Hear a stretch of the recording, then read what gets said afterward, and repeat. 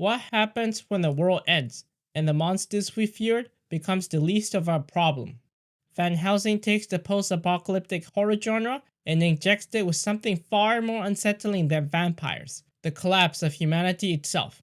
It's not just about survival, it's about what survival turns us into. Set in a world where an ancient evil rises and daylight becomes myth, the series strips its characters down to their rawest forms. It asks whether fighting for the future is still worth it when everything you loved has already been lost. And it doesn't offer easy answers. What begins as a straightforward war against vampires evolves into a deeper confrontation with grief, trust, identity, and legacy. In this world, even hope is weaponized, and every victory comes at a devastating cost. So if you're new here, make sure to hit the subscribe button and check out my other videos after this one. And follow my new Substack in the link below for more personal reviews on the TV shows that I watch. And now, without further ado, let's explore Van Helsing. Chapter 1: Reflection in the Dark. What happens when the world goes dark? Does the threat come from outside or from ourselves? When the world fell into darkness after the Yellowstone caldera erupted, vampires took control. Yet the threat posed by these creatures of the night, with their fangs and vile hunger, paled into comparison to what humans did to one another in the name of survival. The true horror wasn't just the monsters lurking in the shadows, but what emerged from the human spirit when everything collapsed. In that darkness, we're forced to confront human nature. Yes, some managed to organize into communities, sheltering within the ruins of once thriving cities, or in makeshift camps built from whatever they could salvage. But the truth is unsettling. Unlike vampires, who view humans merely as food or playthings to be controlled, people quickly turned on each other. In times of crisis, political divides, social tensions, or the raw need to survive splinters any sense of unity. Self-interest takes over. At a moment's notice, one person's survival becomes more important than another's life. This is the reflection shown in Van Helsing. Trust no longer exists. While some form small, tight-knit groups to endure the chaos, the underlying truth remains: no one trusts anyone else. After the eruption, society fractured. Some clung to law and order, others became scavengers, nomads wandering through a ruined world in search of shelter, food, and basic necessities. And in the worst cases, some even made deals with the vampires to stay alive.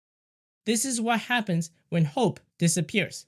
When light is stripped away, darkness takes root, not just in the literal form of the night and monsters, but spiritually and mentally.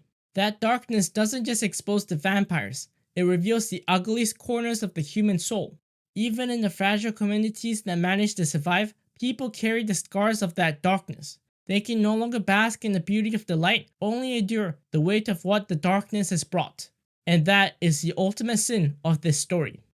Chapter 2: Survival is a moving target. When the world goes dark and the creatures we thought were myths and legends come out of the darkness to snack on people, it becomes clear that survival is more than just staying hidden forever.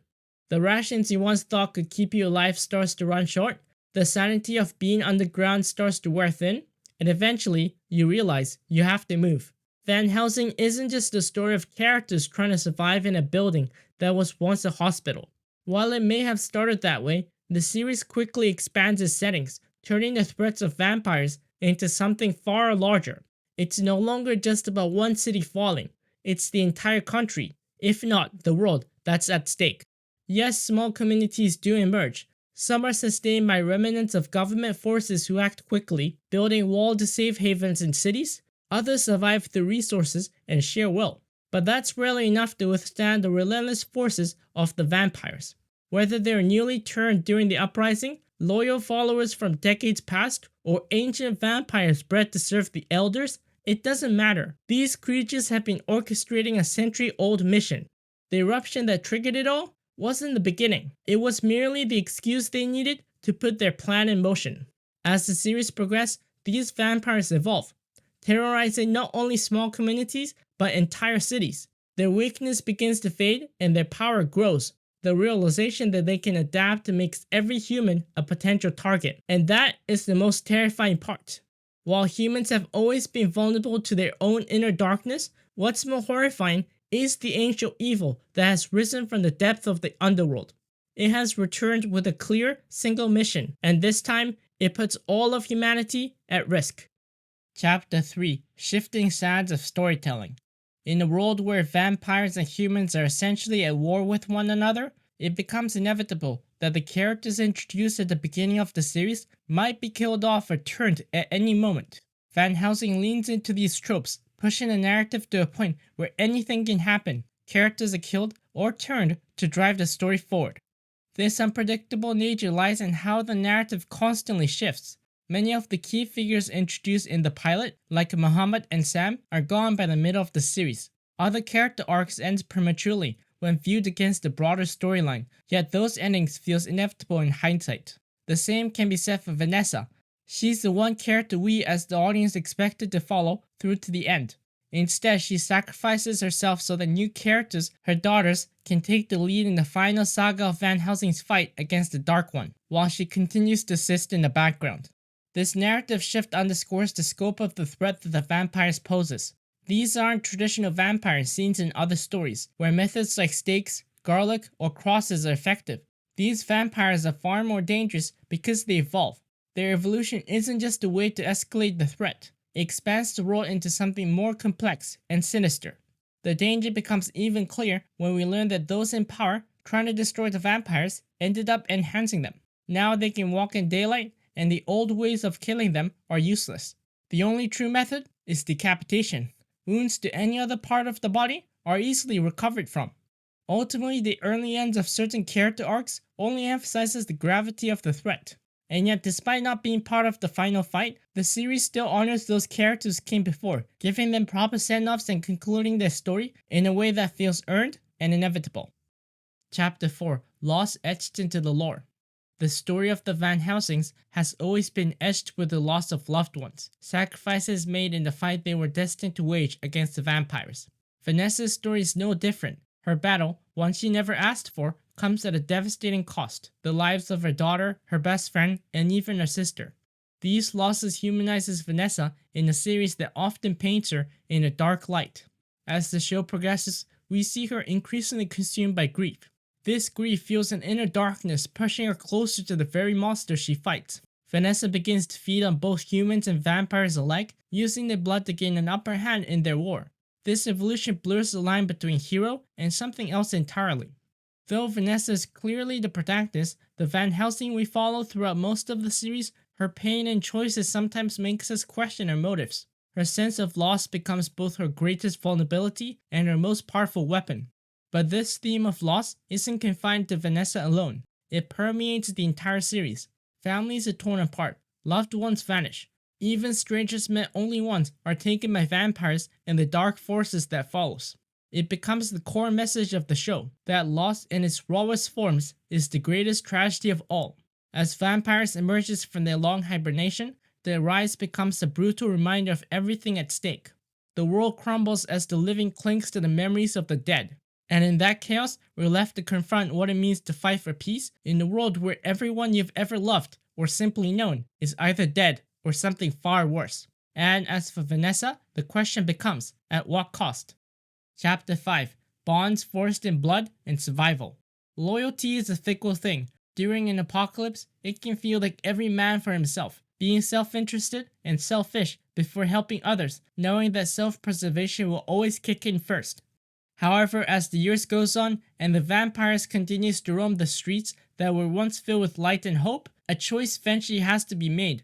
Remain in isolated groups, always worrying about yourself, or begin to consider others as well. With that, rebellion starts to form, efforts to reclaim the world that was lost. Yet even with these movements, everyone carries their own agenda. Trust too becomes as fragile as loyalty in a world like this.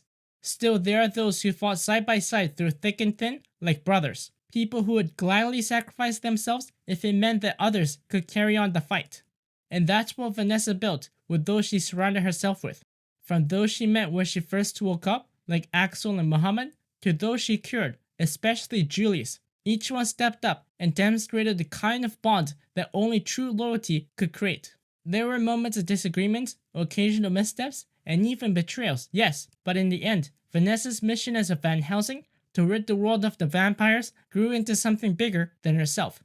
it became a shared purpose for those around her. Even as that legacy passed on to Jack and Violet, the loyalty Vanessa inspired endured. Those who had once stood by her side continued to support her daughters, doing whatever it took to ensure their success, even if it meant laying down their own lives.